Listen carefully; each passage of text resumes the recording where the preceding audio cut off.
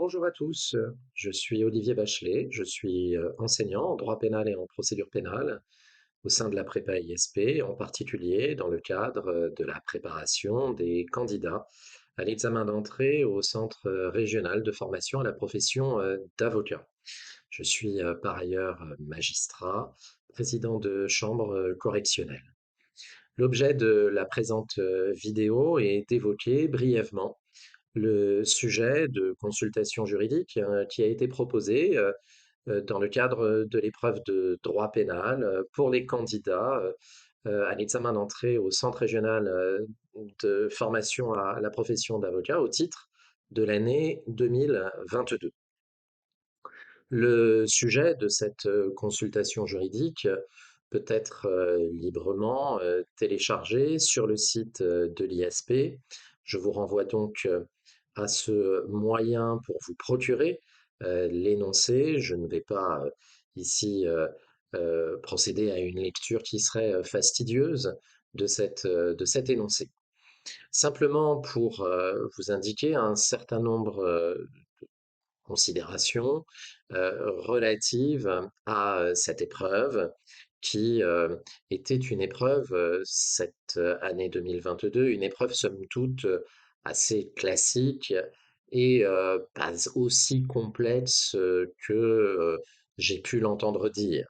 Par comparaison à d'autres sujets qui ont pu être donnés il y a quelque temps, je pense en particulier au sujet tombé lors de la session 2020, le sujet qui est euh, tombé pour l'examen d'entrée 2022 est un sujet somme toute très classique et en 3 heures assez facilement réalisable. Alors cela ne veut pas dire pour autant qu'il n'y a pas un certain nombre de points qui devaient être discutés, argumentés, mais vous disposiez avec une préparation en amont et en particulier avec la préparation fournie par la prépa ISP de toutes les armes utiles, de tous les moyens utiles pour finalement rendre une copie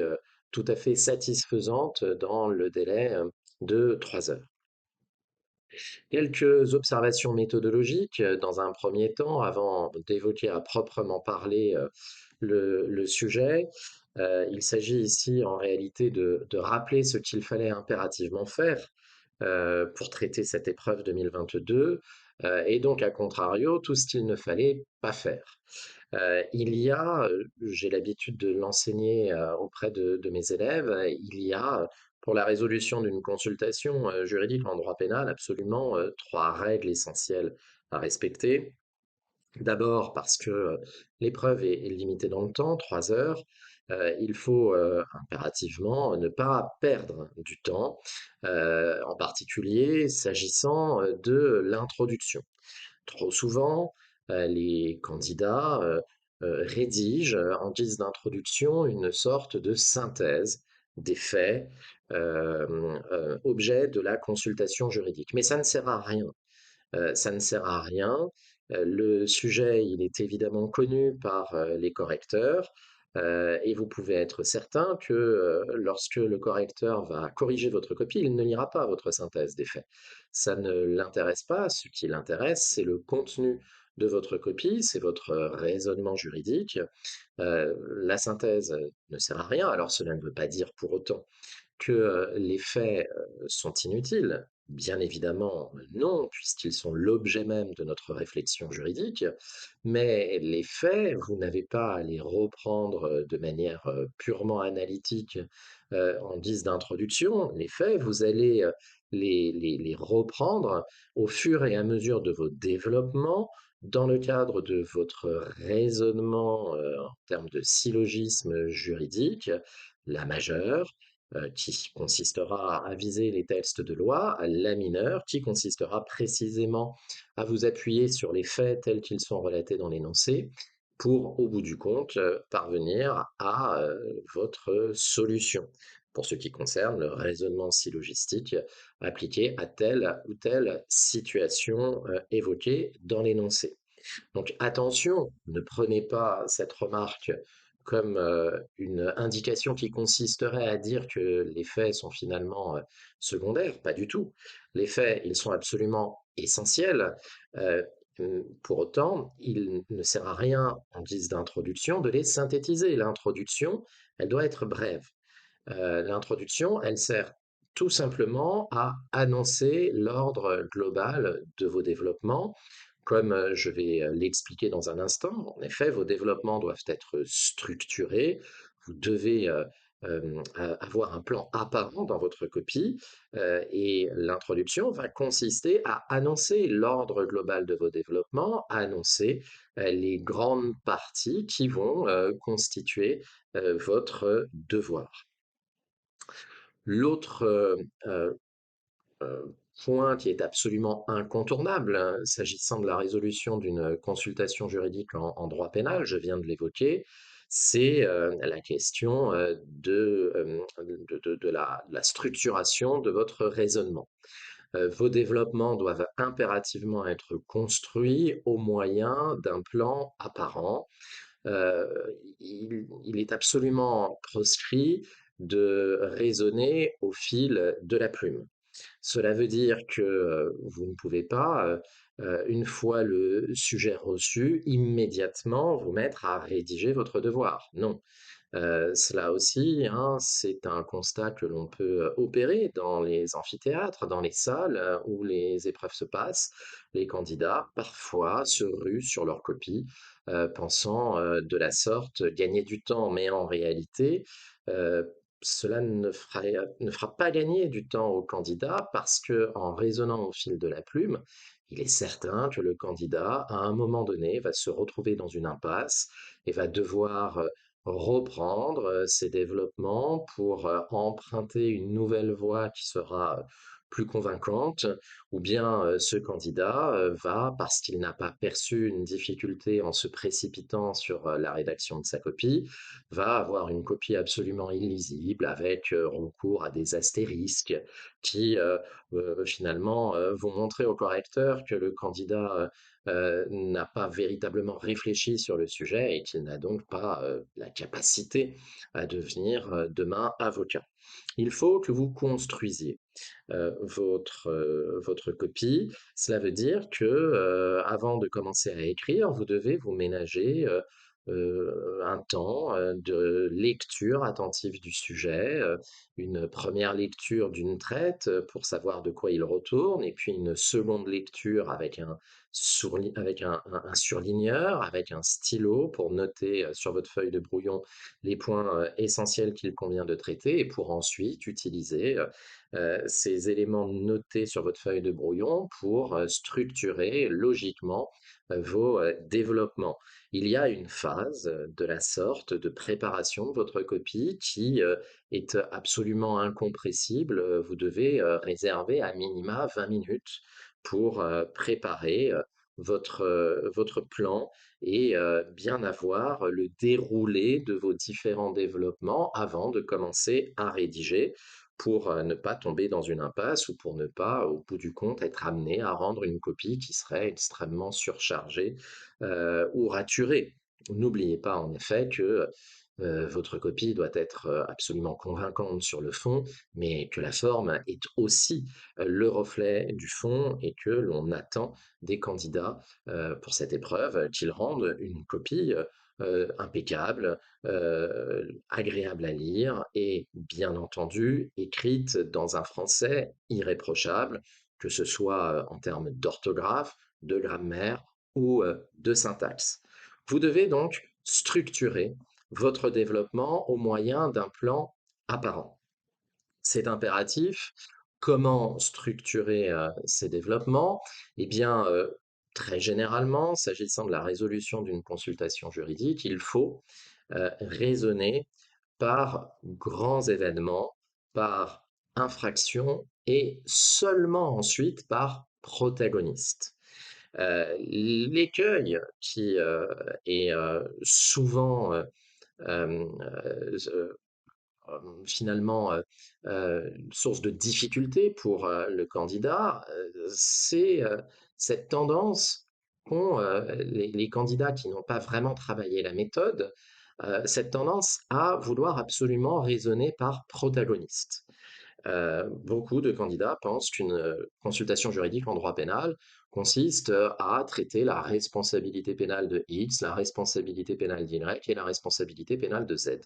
Mais en réalité, procéder à une telle structuration, c'est s'exposer justement à un risque d'impasse. Parce que la plupart du temps, dans les consultations juridiques de droit pénal, on a des faits qui vont impliquer plusieurs protagonistes, des faits différents qui vont impliquer différents protagonistes, avec pour une série de faits des protagonistes qui seront auteurs et pour une autre série de faits des protagonistes qui seront complices. Un même individu, dans une consultation juridique, peut être auteur d'une infraction et complice d'une autre. Si vous raisonnez par protagoniste, eh bien, vous allez alors être amené à envisager évidemment ce protagoniste en tant qu'auteur, ce qui ne pose pas en soi de difficulté, mais ensuite à envisager ce même protagoniste pour d'autres faits en tant que complice. Et si vous n'avez pas déjà traité la responsabilité de l'auteur principal, de ou des auteurs principaux, s'agissant de ces faits dont votre protagoniste est supposément complice, eh bien, vous allez vous retrouver dans une impasse, s'agissant du traitement de la responsabilité de ce protagoniste en tant que complice, puisque vous le savez, la complicité en droit pénal est tributaire de l'existence d'une infraction principale punissable. Si on n'a pas démontré l'existence d'une infraction principale punissable, il n'est pas possible d'engager la responsabilité d'un individu, du chef de complicité de cette infraction principale punissable qui, par hypothèse, n'existe pas. Et si vous procédez par protagoniste, il y a ce risque-là, finalement, de vous trouver à traiter la complicité alors même que vous n'avez pas traité la responsabilité de l'auteur principal, ce qui peut vous amener dans une véritable impasse, parce que vous pouvez d'aventure arriver à traiter la responsabilité finalement de l'auteur et dire qu'il n'est pas pénalement responsable, que l'infraction n'est pas caractérisée, de sorte que tout ce que vous aurez dit à propos du supposé complice n'aura servi absolument à rien, sauf à démontrer que vous êtes parfaitement illogique. Donc attention, la structuration des développements dans une consultation juridique de droit pénal appelle une structuration non pas par protagoniste, mais par fait, et l'on décompose généralement par grands événements, parce que généralement dans des consultations juridiques de droit pénal, il y a plusieurs grands événements, des faits qui ont eu lieu à un endroit donné, d'autres qui ont eu lieu à un autre endroit, des faits qui ont eu lieu à un moment donné, d'autres qui ont eu lieu à un autre moment. Ce sont des grands événements qui vont vous être relatés dans la consultation juridique, et puis à l'intérieur de chacun de ces grands événements, vous aurez une ou plusieurs infractions qui auront été commises. Et donc, à l'intérieur des grands événements, s'agissant par exemple des faits ayant eu lieu à Strasbourg, eh bien, vous distinguerez selon qu'il y a plusieurs infractions, un vol, un meurtre ou que sais-je. Et puis, pour les faits ayant eu lieu, je ne sais pas moi, à Paris, second grand événement, vous distinguerez selon également les infractions commises à cet endroit-là. Donc, une structuration au regard des groupes de faits. À l'intérieur des groupes de faits que je qualifie les grands événements, on distingue par infraction. Et puis, une fois que l'on entre dans la décomposition de chacune des infractions à traiter, l'on va pouvoir structurer nos développements par protagonistes. Et en la matière, il faut vous rappeler que l'épreuve de droit pénal porte non seulement sur la responsabilité pénale des personnes physiques, mais aussi sur la responsabilité pénale des personnes morales. Si dans un énoncé de consultation juridique, l'on vous désigne une personne morale, vous devez toujours vous poser la question de savoir si cette personne morale n'est pas susceptible de voir engager sa responsabilité pénale. Et donc, lorsque vous en êtes arrivé à traiter une infraction, lorsque vous structurez vos développements s'agissant du traitement de cette infraction, vous devez envisager d'abord la responsabilité des personnes physiques et ensuite, si c'est nécessaire, la responsabilité des personnes morales. Cet ordre est impératif parce que l'article 121-2 du Code pénal, qui définit la responsabilité pénale des personnes morales, fait de la responsabilité pénale des personnes morales une responsabilité pénale par représentation, c'est-à-dire qu'il n'y a pas de responsabilité pénale de personne morale sans infraction commise par un organe ou un représentant. Sachant que l'organe ou le représentant est généralement une personne physique, il est logique de commencer à traiter la responsabilité pénale des personnes physiques avant la responsabilité pénale des personnes morales. Et puis, n'oubliez pas, comme je l'ai évoqué à l'instant, s'agissant du traitement de la responsabilité des personnes physiques, des personnes morales, veillez bien à toujours traiter la responsabilité des auteurs principaux avant la responsabilité pénale des complices pour la raison que j'ai indiquée tout à l'heure. Enfin, dernier élément de structuration de votre raisonnement, lorsque vous entrez dans le détail de la responsabilité pénale de chaque protagoniste. C'est le troisième leitmotiv sur lequel j'insiste auprès de mes élèves, s'agissant de la résolution d'une consultation juridique en droit pénal. Le troisième point impératif à respecter, c'est le raisonnement en triptyque. Un raisonnement en triptyque pour traiter de la responsabilité pénale de chacun des protagonistes, qui va consister euh, pour les personnes physiques à traiter d'abord la caractérisation de l'infraction, c'est le premier temps du triptyque pour les personnes physiques, la caractérisation de l'infraction, c'est-à-dire la question de la réunion des éléments constitutifs de l'infraction, éléments légaux, éléments matériels, éléments moraux. Le deuxième temps du triptyque, une fois qu'on a une infraction caractérisée, on se pose la question de savoir est-ce que cette infraction peut être imputée à la personne mise en cause. C'est généralement la question de l'existence éventuellement d'une cause d'irresponsabilité pénale, telle que le trouble mental, telle que la légitime défense, par exemple. Et une fois que l'on a dit que l'infraction est caractérisée et imputable à la personne mise en cause, l'on indique dans un troisième temps, le troisième temps du triptyque, quelles sont les peines principales encourues par la personne physique. S'agissant d'une personne morale, c'est également un raisonnement en triptyque qui est sensiblement différent du raisonnement appliqué pour les personnes physiques, parce que lorsque l'on traite de la responsabilité pénale d'une personne morale, l'on a en réalité déjà déterminé l'existence d'une infraction imputable à telle ou telle personne physique. Lorsque l'on envisage la responsabilité pénale des personnes morales, la caractérisation de l'infraction en réalité n'est plus une question, elle a déjà été résolue. La question qu'il va alors se poser pour les personnes morales, c'est de savoir si l'infraction caractérisée peut effectivement être appliquée à la personne morale désignée. Et pour répondre à cette question, eh bien, il faut adopter là aussi un raisonnement en triptyque, en trois temps. Le premier temps du raisonnement va consister à vérifier le champ d'application de la responsabilité pénale des personnes morales. Suis-je en présence d'un groupement qui dispose de la personnalité juridique? Suis-je en présence d'une personne morale de droit privé, de droit public? Si c'est une personne morale de droit public, s'agit-il d'une collectivité territoriale avec les règles spécifiques prévues en la matière par l'article 121-2 du Code pénal? Le deuxième temps du triptyque pour les personnes morales va consister à vérifier les conditions d'imputation de l'infraction à la dite personne morale, sachant que l'article 121-2 pose pour règle que l'infraction ne peut être imputée à une personne morale que si elle a été commise par l'un de ses organes ou l'un de ses représentants et pour son compte.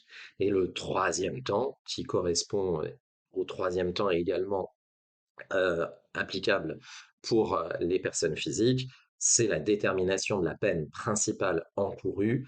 La peine principale encourue, j'emploie ici le singulier parce que, évidemment, une personne morale n'encourt pas une peine privative de liberté, à la différence d'une personne physique qui, à titre de peine principale, encourt une peine privative de liberté et une peine d'amende, très généralement en tout cas en matière de crimes et de délits.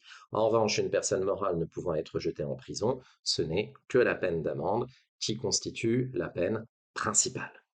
Voilà pour ces rappels de méthodologie essentiels qui constituent à la fois des conseils absolument impératifs qu'il fallait respecter pour traiter la consultation juridique donnée en 2022 et qui constituent aussi autant d'éléments de réflexion pour éviter un certain nombre d'écueils en termes de méthodologie, ceux que j'ai évoqués à l'instant.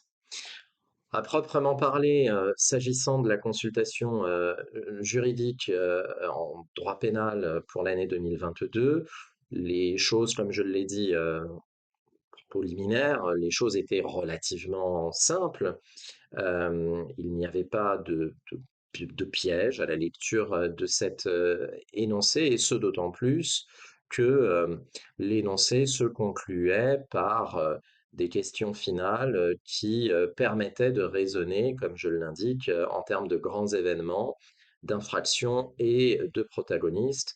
Les trois questions posées, en effet, correspondent à la structure des développements qu'il convient d'adopter. Si ces questions n'avaient pas été posées, c'est la structure qu'il aurait fallu de toute manière adopter.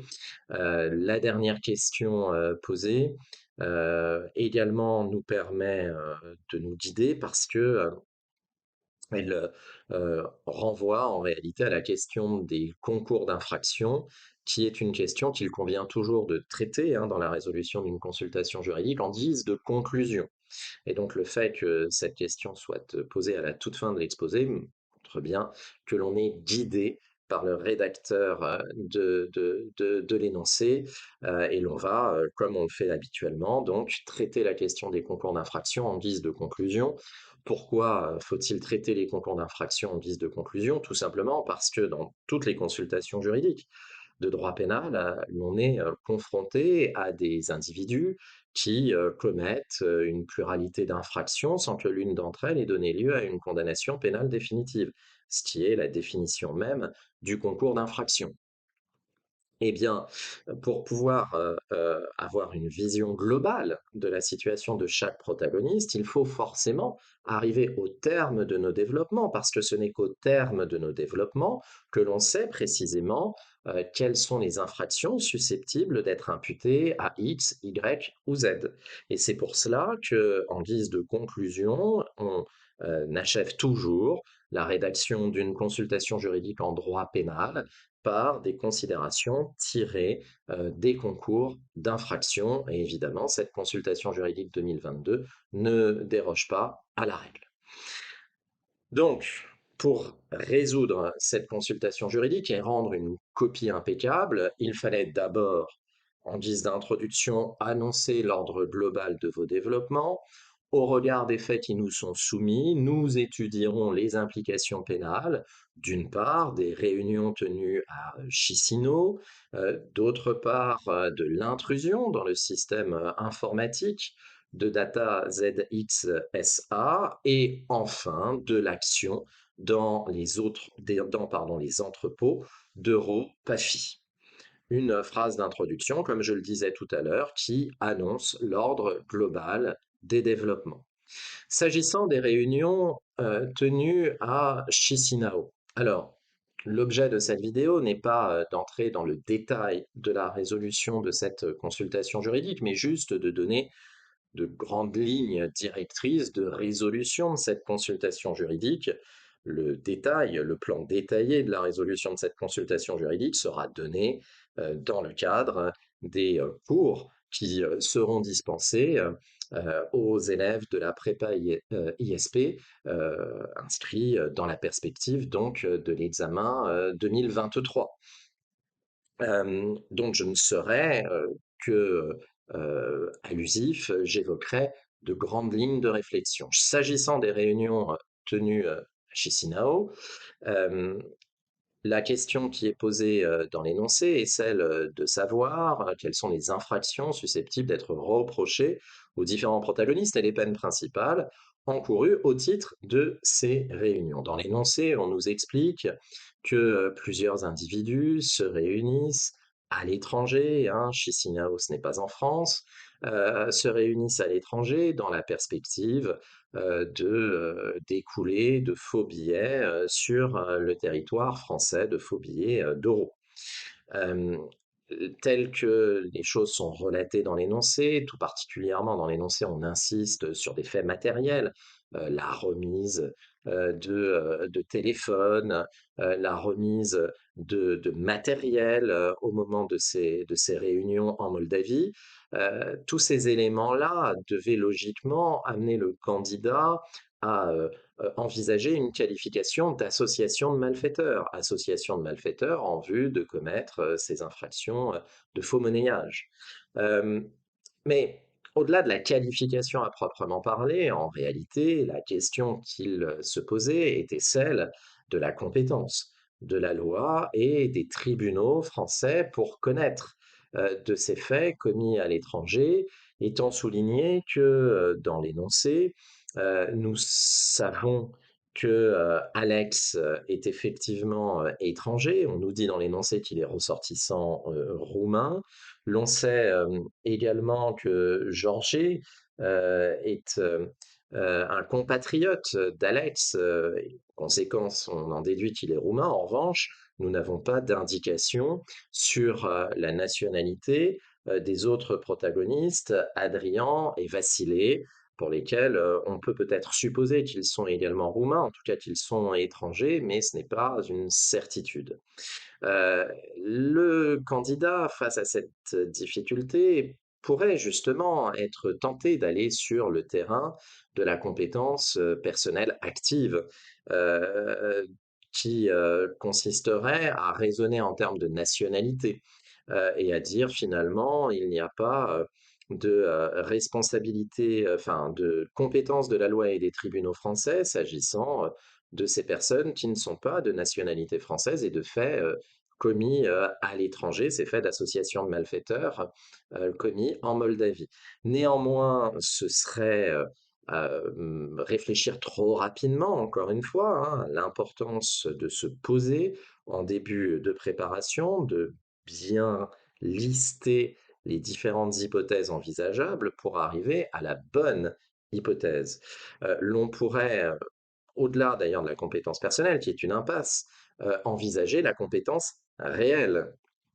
La compétence réelle qui est prévue par l'article 113-10 hein, du Code pénal et qui prévoit que les infractions commises à l'étranger qui portent atteinte aux intérêts fondamentaux de l'État français, notamment en termes de fausse monnaie, relèvent de la compétence de la loi et des tribunaux français.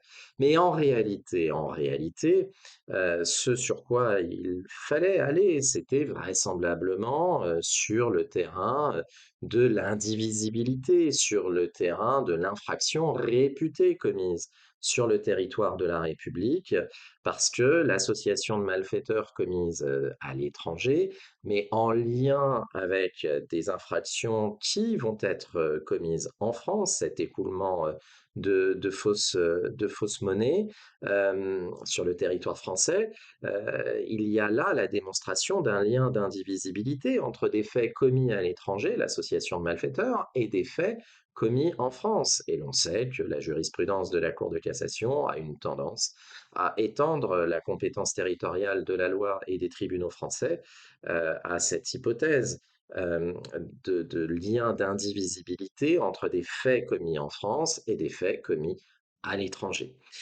La question donc de la réunion, ou plutôt des réunions tenues à Chisinau n'était pas tant une question de droit pénal spécial qu'une question de droit pénal général relative à l'application de la loi pénale dans l'espace. Et en réalité, il fallait, de manière assez basique, mettre en œuvre le principe de territorialité, ou plus précisément l'extension de la compétence territoriale au moyen du lien d'indivisibilité.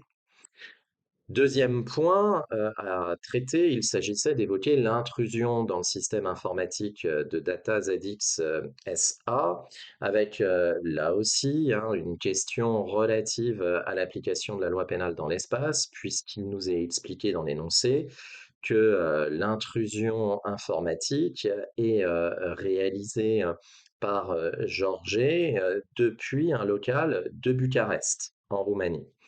D'abord, comme je l'expliquais tout à l'heure, il fallait bien structurer le raisonnement en termes de protagonistes ici. En réalité, nous n'avons pas plusieurs infractions qui peuvent être relevées. Les infractions à relever, ce sont les infractions d'atteinte au système de traitement automatisé de données, tel que prévu par les articles 323-1 et suivants du Code pénal. Et donc, à partir du moment où l'on est en présence d'une unicité de qualification pénale, le raisonnement par protagoniste peut s'appliquer, et il fallait appliquer la règle selon laquelle on traite d'abord la responsabilité de l'auteur avant la responsabilité du complice, d'où le choix logique de traiter la responsabilité de Georget, qui est l'intrus, qui va effectivement pénétrer de manière irrégulière dans les systèmes de traitement automatisé de données, pour ensuite traiter de la responsabilité pénale d'Alex, qui est finalement le donneur d'ordre et qui peut être qualifié à cet égard de complice. Avec, je le disais à l'instant, la question de l'application de la loi pénale dans l'espace, puisque ceci a lieu à l'étranger. La réponse à la question se trouvait assez facilement en lisant le code pénal, en particulier une disposition spécifique concernant l'hypothèse d'une infraction commise à l'étranger au moyen d'un système électronique, d'un système informatique, lorsque l'on commet cette infraction depuis l'étranger à l'encontre d'une personne morale, notamment qui a son siège en France, eh bien, la loi et les tribunaux sont compétents pour en connaître. Il s'agissait donc de mettre en œuvre l'application de cette disposition spécifique. Enfin, il y avait lieu, et c'était évidemment le grand événement qui devait donner lieu au plus grand nombre de développements, et d'ailleurs ceci peut être perçu à la lecture du barème, 8 points. Il s'agit de l'action dans les entrepôts d'EuropaFi. Là, il fallait prendre garde à ne pas non plus aller trop vite en besogne et se focaliser sur le vol en lui-même, la soustraction des éléments dans les locaux d'EuropaFi. Il fallait bien percevoir l'existence d'une préparation de cette action dans l'entente survenue quelques jours auparavant entre Vassilé et Félicien, le gendarme, qui va fermer les yeux sur l'intrusion. Il fallait donc bien percevoir dans ce grand événement l'existence de scènes distinctes, la préparation d'abord de l'action, puis la mise en œuvre de l'action. Dans la préparation de l'action, là aussi, logiquement, il fallait raisonner par protagonistes impliqués. Nous sommes en présence manifestement d'une infraction de corruption, puisqu'il s'agit pour un gendarme de fermer les yeux dans le cadre de l'exercice de sa profession en échange de la remise d'une somme d'argent. Il faut donc distinguer la responsabilité pénale du corrupteur de la responsabilité pénale du corrompu, distinguer la corruption active de la corruption passive, ce qui implique de distinguer donc la responsabilité pénale de Vassilé en tant que corrupteur et la responsabilité pénale de Félicien en tant que corrompu, étant souligné, mais j'insisterai là-dessus dans le cadre de mon cours plus développé sur ce sujet, étant souligné qu'au-delà de la qualification de corruption, l'on pouvait aussi envisager une qualification d'association de malfaiteurs préalable à la réalisation de l'acte finalement commis.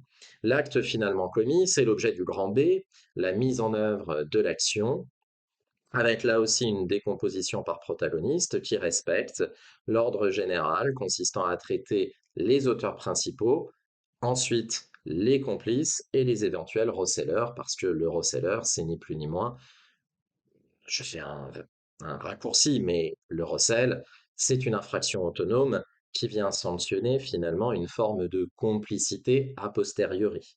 D'où donc mes subdivisions. D'abord la responsabilité pénale d'Adrien et de Vassil, qui sont les auteurs principaux de ce que l'on peut assez facilement qualifier de vol, commis au sein des locaux de la société EuropaFi, tandis que Alex, lui, est un complice, de même que Félicien C, qui ferme les yeux, alors qui a un comportement négatif, certes, il laisse faire et on sait que la complicité doit être positive, mais il fallait alors euh, développer l'exception en matière de complicité qui est relative à l'abstention participative, et puis la responsabilité pénale de Pierre T en tant qu'éventuel receleur avec la difficulté tenant à l'élément moral de l'infraction. Enfin, il s'agissait d'évoquer les concours d'infraction avec non seulement la question des peines principales encourues, la règle du cumul des peines de nature différente, la règle du cumul plafonné des peines de même nature, qui sont des questions très classiquement à traiter en guise de conclusion à propos des concours d'infraction, mais au-delà de cela, il y avait une question peut-être un peu plus fondamentale dans la conclusion à évoquer, c'est celle finalement de la possibilité de cumuler plusieurs qualifications pénales pour les mêmes faits. J'évoquais à l'instant, s'agissant de l'entente entre Vassilé et Félicien avant l'intrusion au sein des entrepôts d'Europafi, j'évoquais la possible double qualification en infraction de corruption, active et passive, et en participation à une association de malfaiteurs. Eh bien, ces possibilités de qualification multiples renvoient finalement à l'idée du concours idéal d'infraction et à la question de savoir, peut-on, à partir d'un même fait matériel, peut-on retenir plusieurs qualifications pénales? Est-ce que ceci n'est pas contraire à la règle non bis in idem, avec ce qui était sans aucun doute attendu dans le cadre de la résolution de cette consultation juridique, une référence à la jurisprudence de la Cour de cassation de décembre 2021 qui opère un revirement s'agissant précisément de la mise en œuvre de la règle non bis in idem lorsqu'un même fait peut faire l'objet de plusieurs qualifications pénales. Voilà pour ces brefs éléments de correction, ces lignes directrices à respecter pour pouvoir résoudre au mieux cette consultation juridique de droit pénal QV 2022 pour l'accès au CRFPA. Pour le reste, pour des développements plus poussés, plus explicatifs, eh bien, je vous invite à rejoindre la prépa ISP et nous pourrons entrer dans le détail de l'ensemble de ces développements. Je vous remercie pour votre attention, je vous dis à très bientôt.